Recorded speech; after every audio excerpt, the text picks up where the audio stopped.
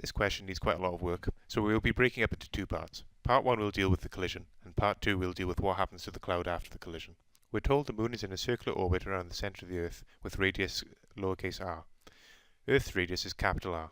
The Moon has a tangential velocity u moon that we can work out knowing that gravity provides the centripetal force required to keep it moving in a circle. The force due to gravity is gmm over r squared.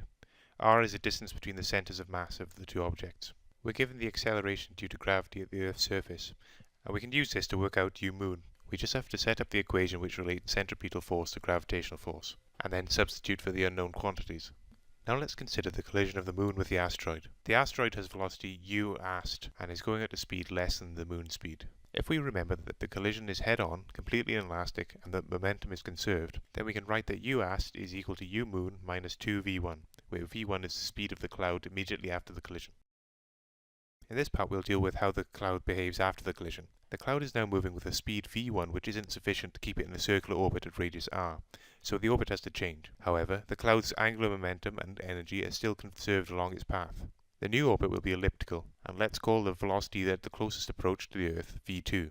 We say that the maximum velocity the asteroid can have is when the cloud just grazes the surface of the Earth at its closest approach. We can write the angular momentum at the point of collision as L1 is equal to mv1r. We can write the cloud's energy at the point of collision as half mv1 squared plus potential energy. The potential energy needs a little bit more work. Gravitational potential energy is equal to minus gmm over r. Since we're given g is equal to gm over r squared at the Earth's surface, we can find the potential energy of the cloud at the collision point. In the same way, we can write down the angular momentum and the energy of the cloud when it just grazes the Earth's surface, the point where its velocity is v2. Remember that the cloud conserves this angular momentum and energy as it goes around its orbit, so we can set L1 equal to L2 and E1 equal to E2.